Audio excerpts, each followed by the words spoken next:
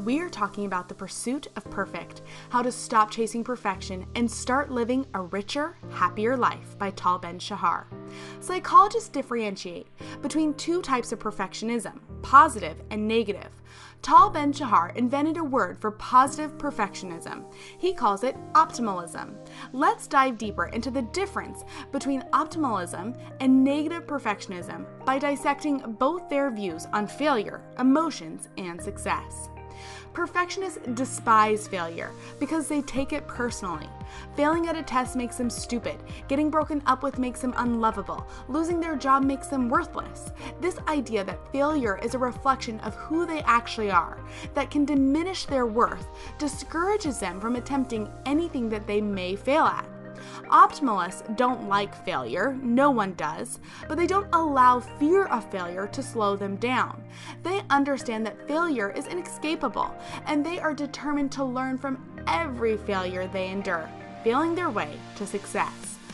Ben-shahar actually recommends that you should fail more, not less.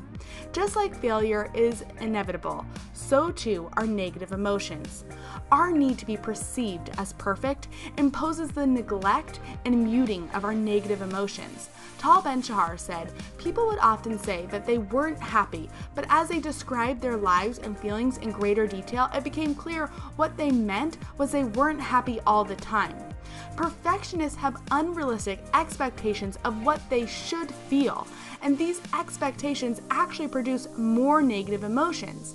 No one is immune to negative emotions. Optimalists know that, which empowers them to experience and manage their negative emotions in healthy ways, which we're going to talk about in the tips. Now on to the most counterintuitive distinction about perfectionists, and that is their rejection of success.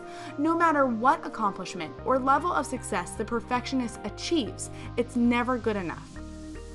Ben-shahar writes, he is unable to enjoy the here and now because he is completely engrossed in his obsession with the next promotion, the next prize, the next milestone, which he believes will make him happy. The optimalist may have the exact same aspirations as a perfectionist, but he also values the journey that takes him to his destination. We can't experience happiness and joy if we are constantly affirming that we aren't where we want to be.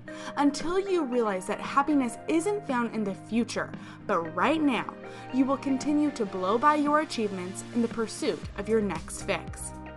Perfectionists want to be flawless, and Ben-shahar said the desire for flawlessness condemns us to perpetual displeasure with who we are. So here are 4 tips to get you thinking more like an optimalist. The first is to stop being a fault finder. Imagine you're watching a child and parent interact.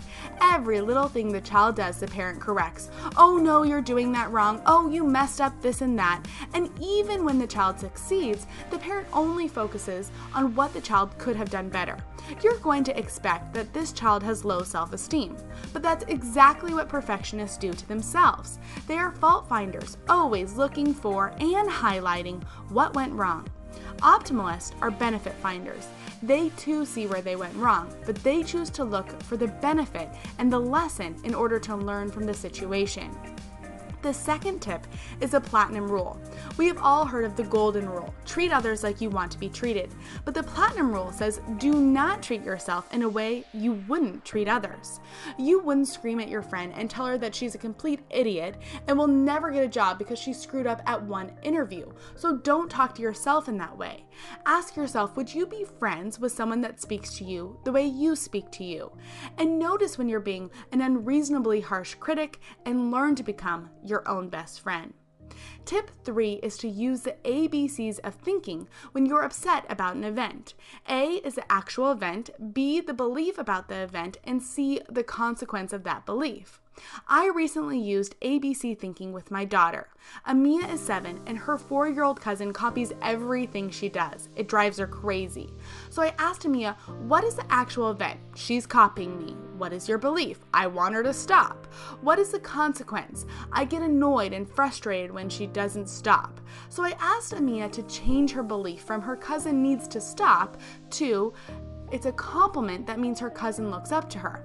Then I asked what would be the consequence of this new thought. Amia said, well, I would feel good.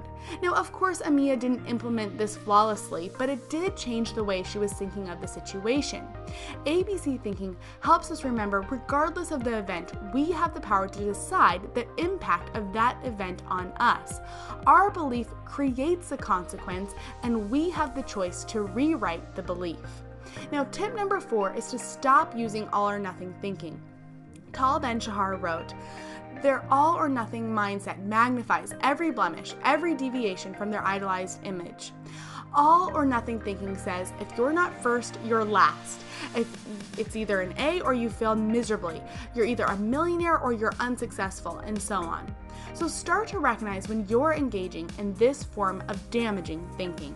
Now that is it for The Pursuit of Perfect. This book was very meaningful to me, and I know it will be to you too. Now check out the actualization worksheet for an exercise to reframe your perfectionist thinking into optimalist thinking. Let's end with a quote.